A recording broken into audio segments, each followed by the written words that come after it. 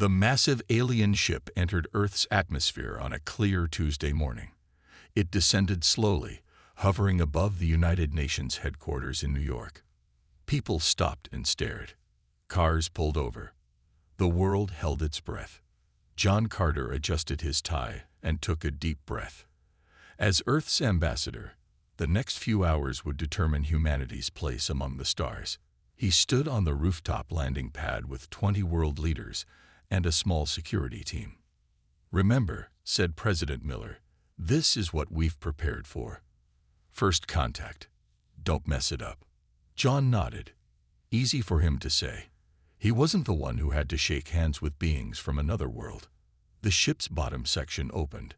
A ramp extended downward. 3 tall, slender figures walked out. They had blue-gray skin and large eyes that seemed to take in everything at once. The one in front wore an elaborate collar with glowing symbols. "I am Sortal," the alien said in perfect English, "representative of the Galactic Confederation. We welcome Earth to the greater community of spacefaring civilizations." John stepped forward. "On behalf of humanity, we are honored to meet you." Hours later, John sat in the UN conference room studying the Treaty of Inclusion. His excitement had faded. Something wasn't right. "You must understand," Sortal explained to the gathered leaders, "all member species agree to these terms. It ensures peace throughout Confederation space." John pointed to Section 7. "This specifically restricts human military development and deployment. No other species seems to have these same limitations." Sortal's large eyes blinked slowly. "Each species has restrictions based on their unique qualities." From the back of the room, Navy Commander Lisa Reeves watched with growing concern.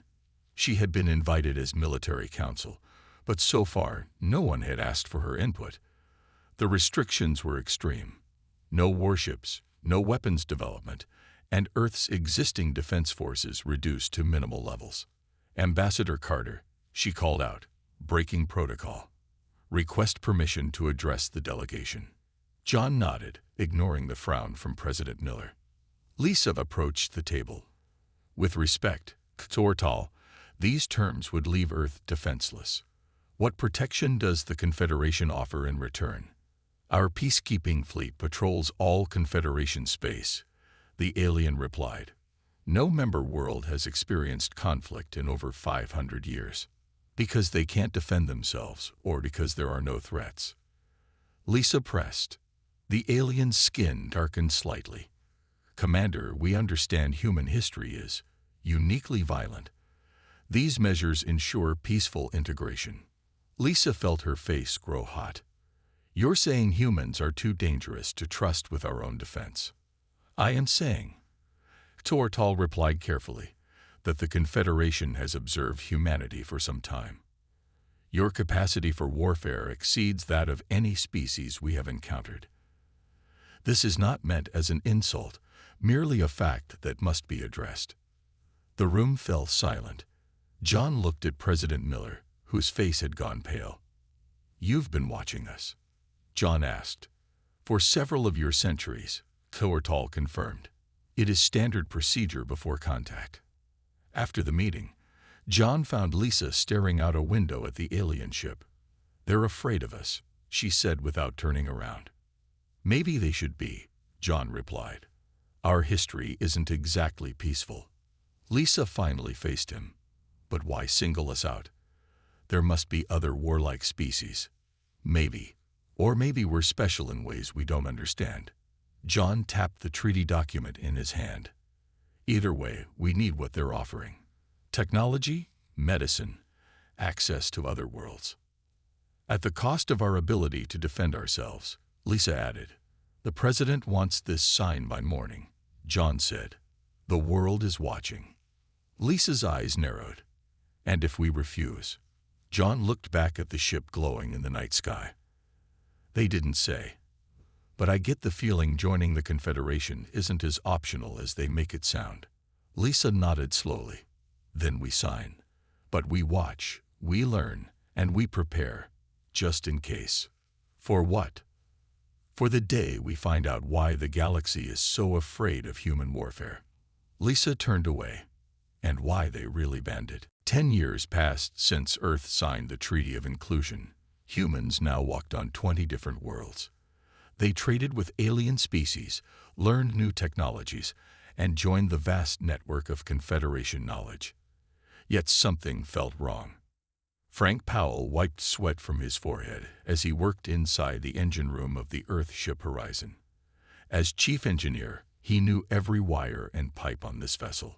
He also knew what wasn't supposed to be there. "Found another one," he muttered, pointing to a small silver box connected to the main power line. "That's the 5th limiter this week." His assistant looked nervous. "We should leave it alone." Confederation regulations. Frank frowned. "These aren't in the official specs, and I checked the Veltorian ships when we docked at Alpha Station last month. They don't have these." Later that day, Frank brought his findings to Alex Morgan's office. As Earth's junior diplomat to the Confederation Council, Alex had access to information most humans didn't. "Look at these scans," Frank said, spreading diagrams across the desk. "Every human ship has power limiters installed. Our engines can only reach 60% capacity. Our shields are restricted. Even our navigation systems can't plot certain courses." Alex studied the documents. "Are you sure?" "I've been tracking this for 2 years, Frank replied. "It's only on human ships." Alex looked out his window at the gleaming towers of New Geneva, the Confederation's diplomatic center. Alien peacekeepers patrolled the streets. The Earth Defense Force had been reduced to a ceremonial guard, their weapons downgraded to non-lethal standards. "We're being contained," Alex said quietly. "But why? We followed every rule. There hasn't been a human-caused conflict since we joined." Alex opened a secure drawer and pulled out an official document. "This arrived yesterday.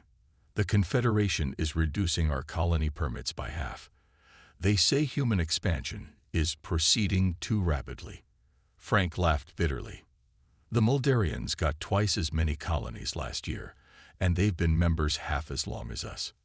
"Something isn't right," Alex agreed. "I've requested old records, historical documents about Earth's admission process. Most get denied."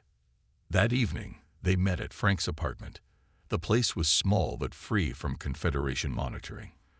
Alex arrived with a bottle of whiskey and a data chip. "I found something," he said after they were settled. "An old friend in records slipped me this. It's a partial transcript from the Council debate about Earth's admission." He activated the chip. A holographic display showed alien text with translation. "Earth cannot be allowed to develop naturally," a voice said. "The risk is too great. The Terran capacity for warfare exceeds even the historical records of the Krell Dominion."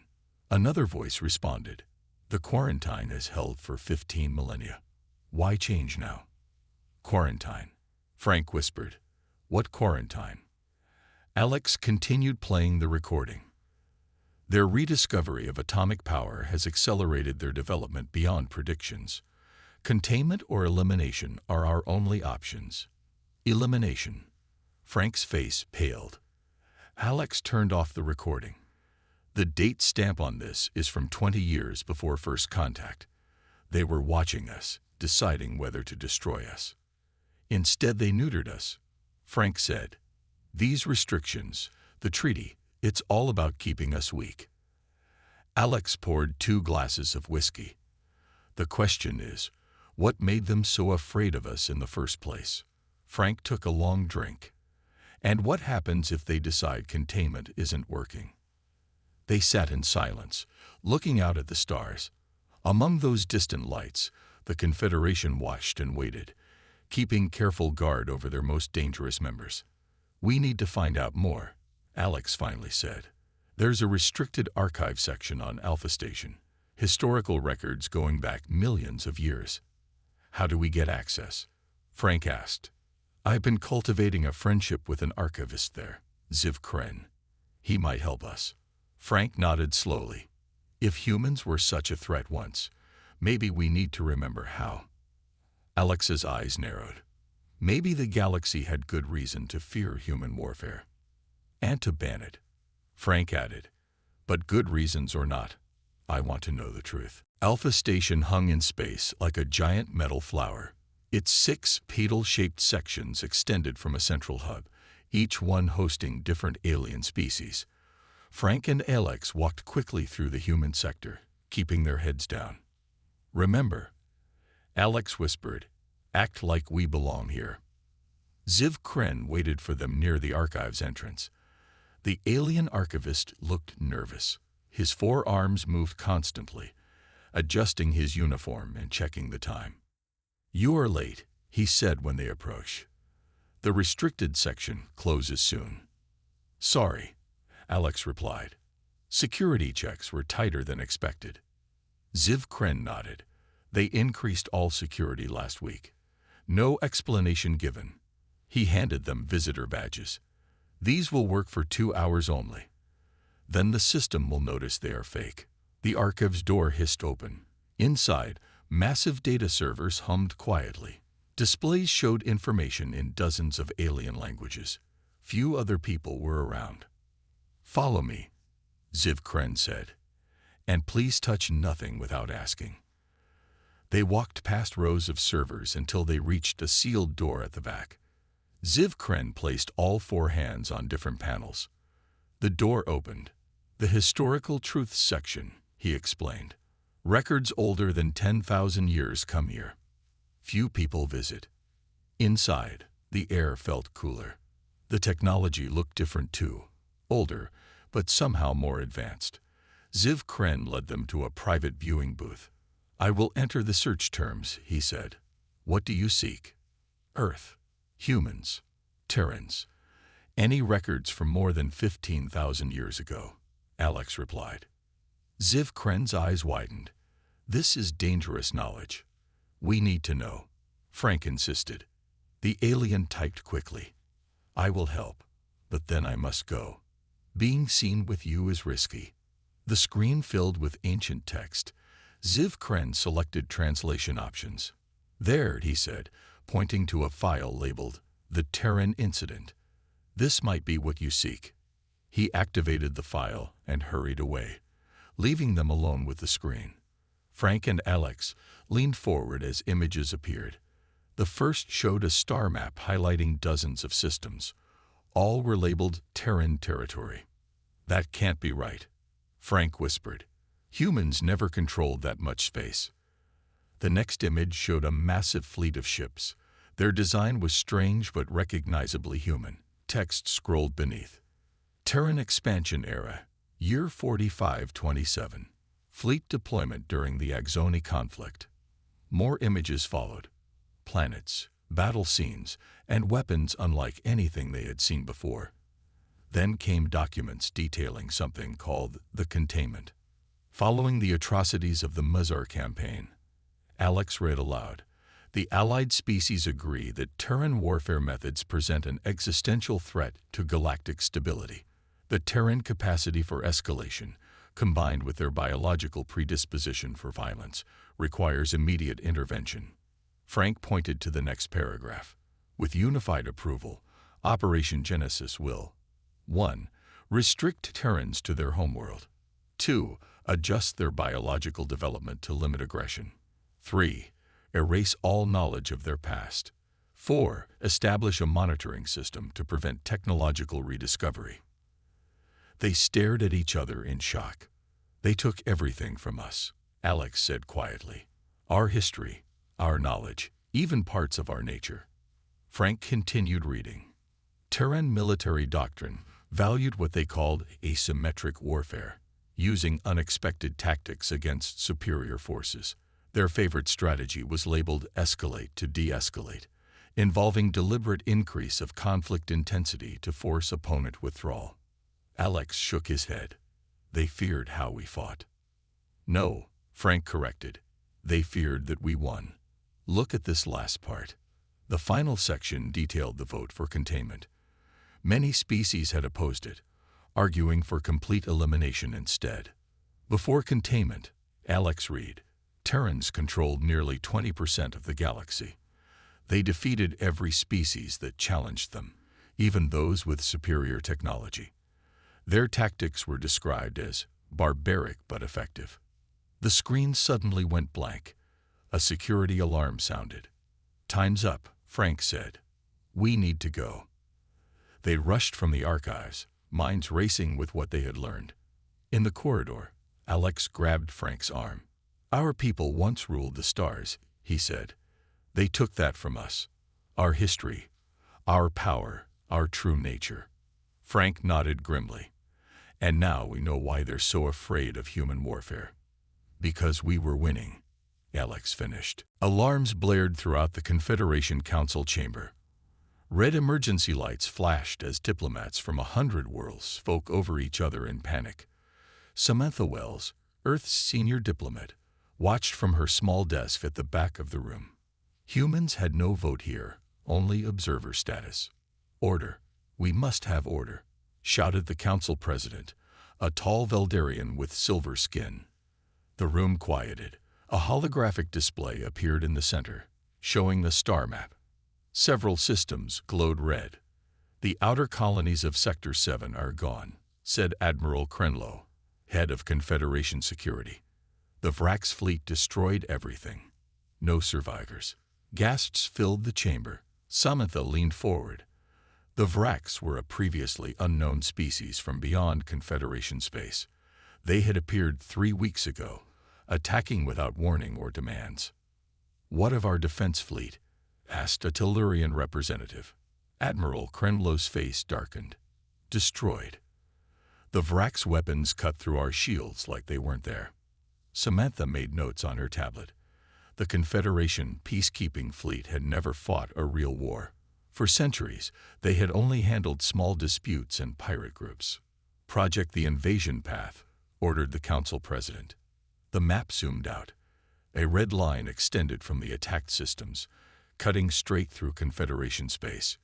Directly in its path, Earth. Samantha slipped out of the chamber and called Frank and Alex. After their discovery in the archives 2 months ago, they had formed a small group studying Earth's forgotten history. "The Vrax are headed toward Earth," she told them. "The Confederation can't stop them." "How long do we have?" Frank asked. 3 months, maybe less. "We need to tell people what we found," Alex said.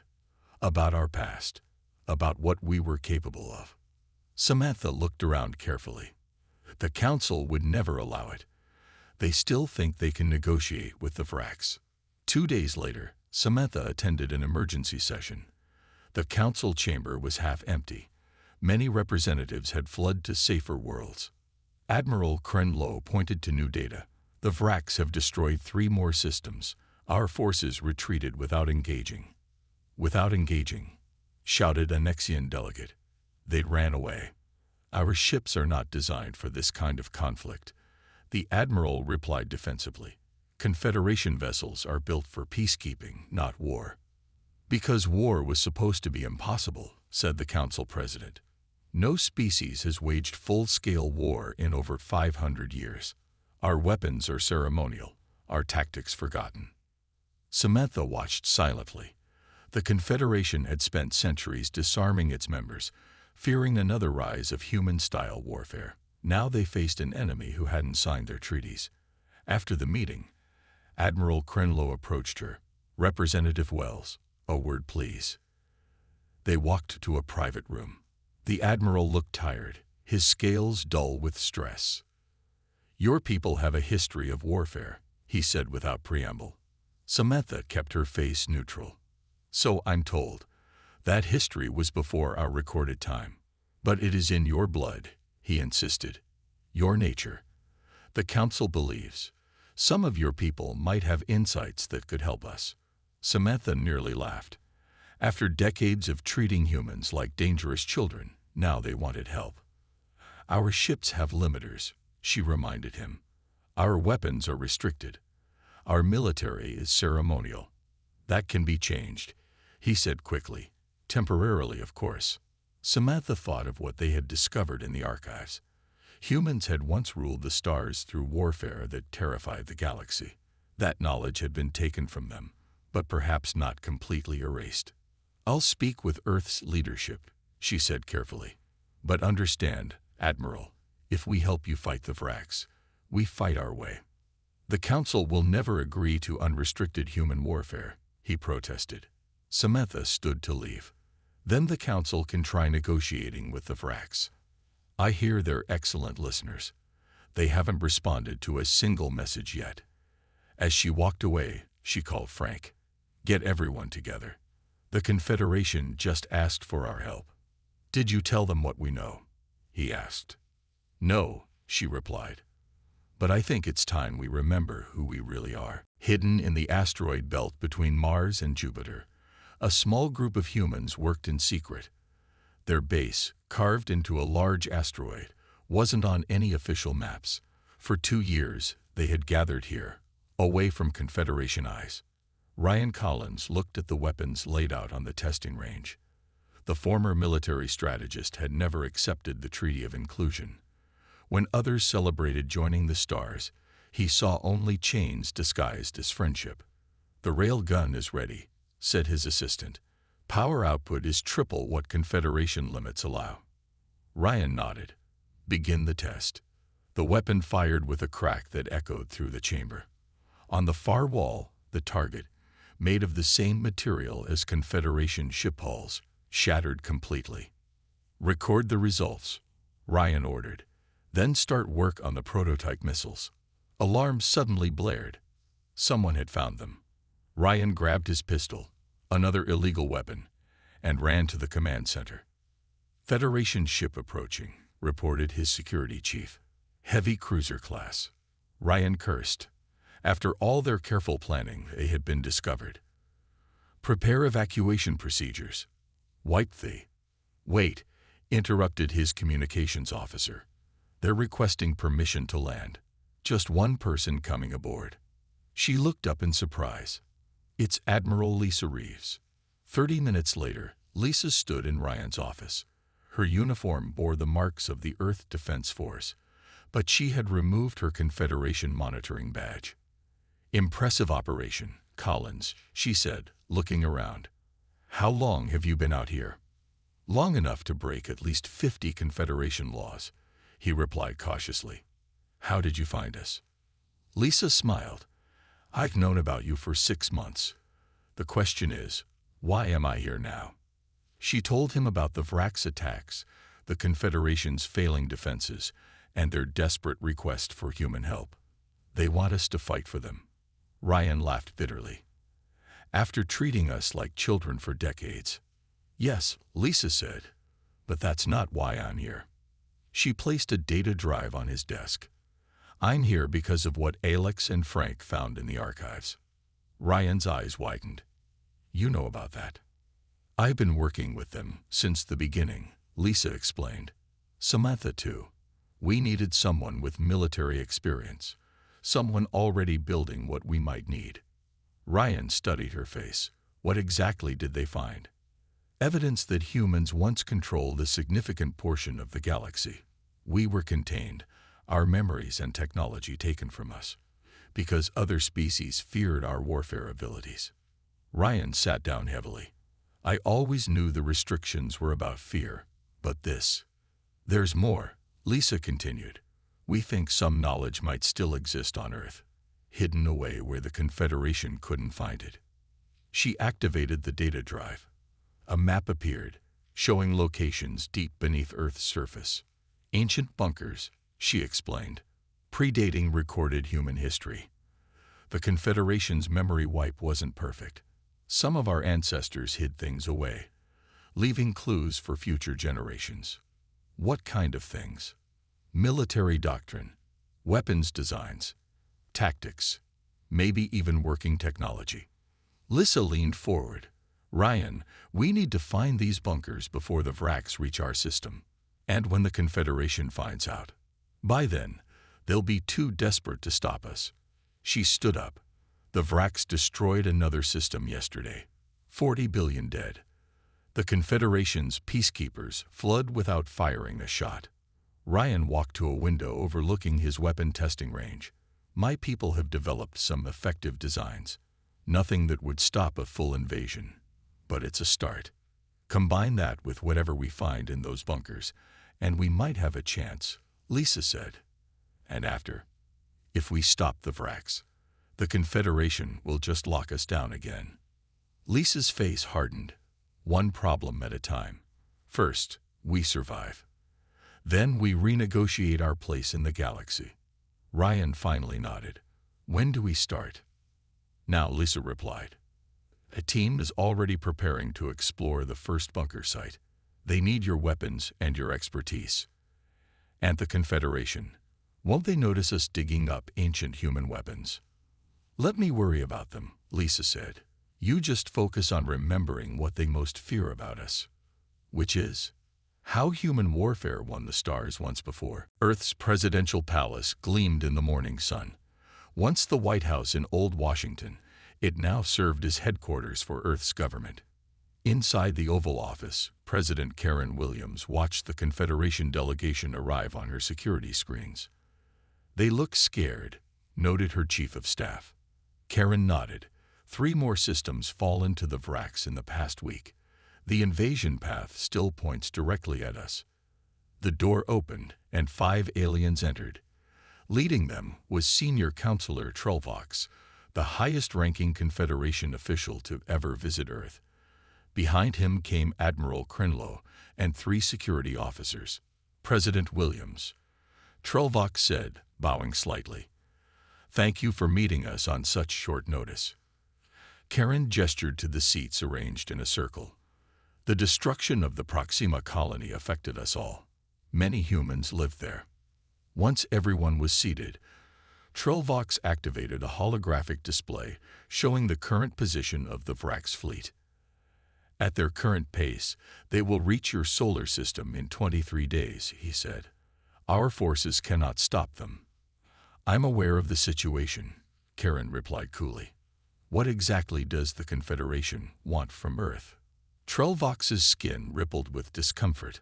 We require military assistance. Military assistance? Karen raised an eyebrow.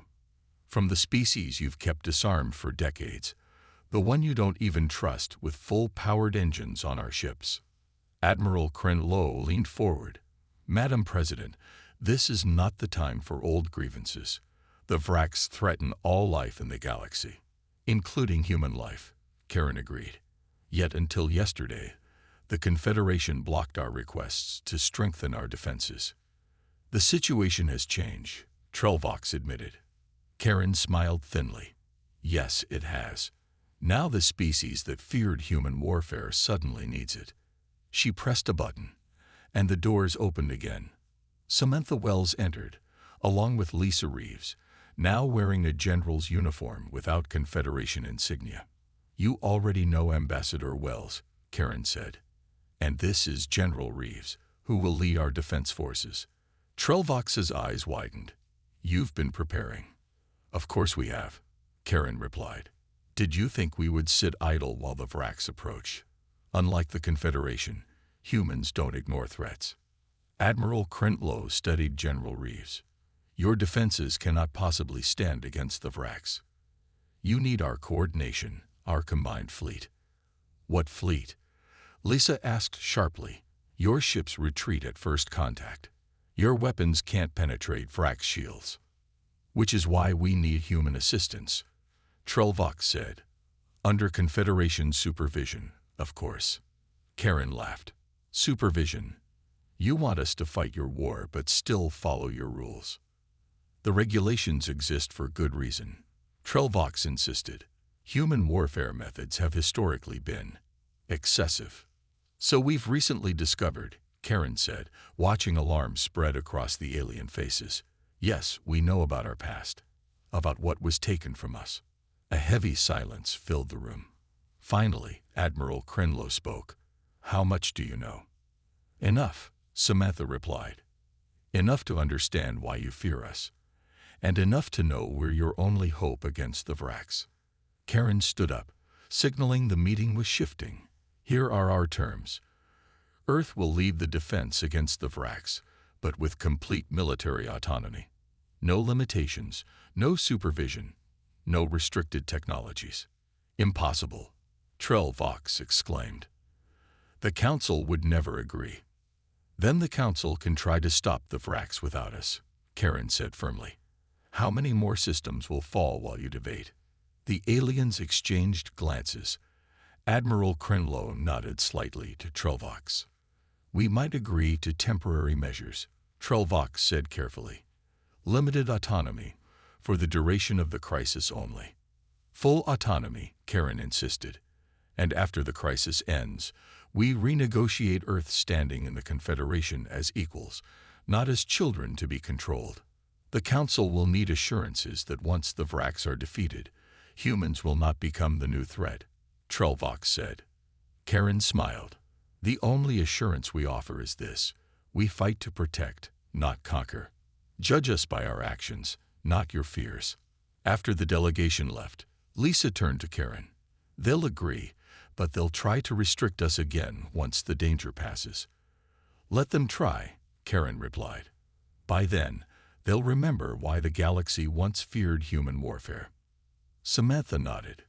And perhaps why they need it. General Eric Mitchell stood on the bridge of the Earth ship Defiance. The vessel had been completely rebuilt in just 2 weeks, its Confederation limiters removed and its weapons systems enhanced with designs from the ancient bunkers. Around him, a fleet of 50 ships prepared for battle. Vrax forces entering the system now, reported his tactical officer. 500 ships at minimum. Eric nodded calmly. Send the signal. Operation Thunderclap begins. Throughout the fleet, human crews readied themselves. Many had never seen combat before, not real combat. But in the 3 weeks since the Confederation's request for help, they had trained nonstop, guided by the military knowledge recovered from Earth's hidden past. On a nearby Confederation cruiser, Admiral Krenlo watched the human preparations with concern. They're positioning all wrong, he said to his second-in-command. Their ships are scattered, not in proper defense formation. Perhaps they don't understand basic tactics, his officer suggested. Krenlo wasn't convinced. Or perhaps we don't understand theirs. The Vrax fleet entered firing range. Their ships, black and angular, moved in perfect unison. Their first attack destroyed 3 Confederation vessels instantly. Defensive positions, ordered Krenlo. But the human fleet did something unexpected. Instead of forming a defensive line, they scattered further, seemingly in panic. What are they doing? Krenlo demanded. They're breaking formation. His tactical officer checked his readings. Sir, the humans have shut down all power to their ships. They appear to be drifting. The Vrax advanced confidently toward the scattered human vessels, ignoring the remaining Confederation ships. Krenlo watched in horror as the Earth fleet seemed to surrender without a fight. Then, suddenly, the human ships powered up all at once. But they didn't flee or form a defensive line. They accelerated directly toward the Vrax fleet. They're ramming them, gasped Krenlo's officer. No, Krenlo realized. They're moving between them. The human ships slipped between the tightly packed Vrax vessels, firing at point-blank range. The Vrax, arranged in perfect formation, couldn't target the humans without risking hitting their own ships. On the Defiance, Eric directed the battle with calm precision. Squad 2, execute maneuver Hornet's Nest. Squad 3, begin scissor pattern. The human ships moved in seemingly chaotic patterns that somehow avoided Vrax fire while maximizing their own attack effectiveness. They fired strange weapons, railguns, plasma cutters, and gravity disruptors that tore through Vrax shields. Sir, reported Eric's communications officer, the Confederation ships are requesting our tactical data. They can't understand our attack pattern. Tell them to hold position, Eric ordered. Phase 2 begins in 3 minutes. When Phase 2 began, a third of the human fleet suddenly broke away, appearing to retreat. The Vrax, following standard tactics, dispatched ships to pursue. They took the bait, Eric noted with satisfaction. The retreating ships suddenly dropped small devices behind them. When the pursuing Vrax ships passed over these devices, massive electromagnetic pulses disabled their systems completely. Meanwhile, the remaining human vessels executed maneuvers no Confederation tactical computer could predict. They deliberately took minor damage to gain better firing positions. They sacrificed shields to power weapons beyond safe limits. They used smaller ships to screen larger ones, a tactic the Vrax targeting systems couldn't adjust for. "This is madness," whispered Krenlo, watching the battle unfold. "Their tactics defy all logic." 4 hours later, the battle ended. The Vrax fleet was in ruins, with over 300 ships destroyed and the rest retreating. The human fleet had lost 17 vessels, but had achieved what the entire Confederation couldn't. They had stopped the Vrax advance. As the Defiance docked with the Confederation command station, Eric prepared to meet with Admiral Krenlo. His tactical officer handed him the battle report. "The Admiral wants to know how we predicted the Vrax movements so accurately," she said. Eric smiled slightly. "Tell him we didn't predict. We improvised." "He won't understand that," she replied. "No," Eric agreed. "And that's exactly why they feared human warfare. We don't fight by the rules. We change the game entirely." 3 months after the first battle, the war with the Vrax ended. The once unstoppable invasion force had been completely defeated by the human-led defense. Now, the Grand Chamber of the Confederation Council was filled to capacity as representatives from every world gathered to discuss humanity's role in the new galactic order. Samantha Wells stood at the center of the chamber, facing the full council for the first time. No human had ever been granted this privilege before. Behind her sat President Williams, General Mitchell, and the other leaders who had guided Earth through the conflict. "The restrictions on human warfare must be reinstated immediately," declared Counselor Zex Trell of the Moldarian worlds. The treaty was clear. Human military autonomy was temporary, only for the duration of the Vrax crisis. Murmurs of agreement spread through the chamber. Senior Counselor Trellvox raised his hand for silence. "Ambassador Wells, Earth has indeed fulfilled its obligation. The Vrax no longer threaten our worlds. According to our agreement, human military development must return to permitted levels." Samantha smiled calmly. "Before I address that point, I would like to share something with the Council." She activated a data crystal. The chamber's holographic display showed ancient records, the same ones she and her friends had discovered in the archives. 15,000 years ago, humans controlled a significant portion of this galaxy, she said. "We were not contained because we were conquerors or oppressors. We were contained because our approach to warfare was too effective, too unpredictable." The council chamber grew silent. Many representatives shifted uncomfortably in their seats. "You took our history from us," Samantha continued. "You altered our development. You kept us ignorant of our true potential, all because you feared what we might become." "Those measures were necessary," insisted Trellvox.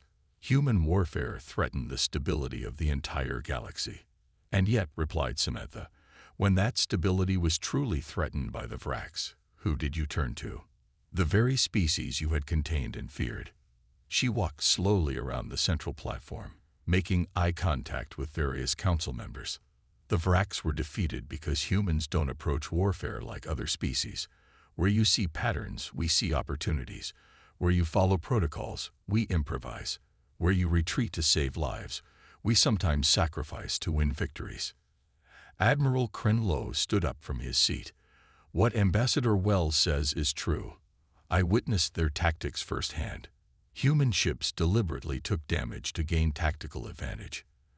They used strategies no tactical computer would ever recommend. They employed maneuvers that seemed suicidal but proved decisive. This is precisely why the restrictions must be reinstated," argued Counselor Zex Trell. "Such unpredictable warfare is too dangerous to allow, or too valuable to waste," countered Samantha. "The Vrax were defeated, but they won't be the last threat. The galaxy needs protection. Protection that the Confederation's peacekeepers cannot provide." She nodded to President Williams, who activated another holographic display. This one showed a document titled Treaty of Mutual Protection. Earth proposes a new arrangement, Samantha explained. Humans will serve as the defensive arm of the Confederation. We will develop military technology, train defense forces, and protect all worlds from external threats. In exchange, all restrictions on human development will be permanently lifted. Shocked voices filled the chamber. Trelvox called for order. You expect us to place our security in the hands of the very species we once feared? He asked incredulously. Yes, Samantha answered simply. Because now you understand what we truly are. We're not conquerors. We're protectors. We don't seek war. We're just very, very good at it. The debate lasted for days. Many species opposed the idea, while others, particularly those who had faced the Vrax directly, supported it. Finally, a compromise was reached. The Treaty of Mutual Protection was signed, creating a new human defense force that would protect all Confederation worlds. As the ceremony concluded, Admiral Krenlow approached Samantha. You knew this would happen, he said. From the moment we asked for your help, you planned for this outcome. Samantha smiled. That's another thing about humans. Admiral, we don't just think about winning the battle. We think about winning the peace that follows. And that, he replied, is why the galaxy feared human warfare, and why we now embrace it.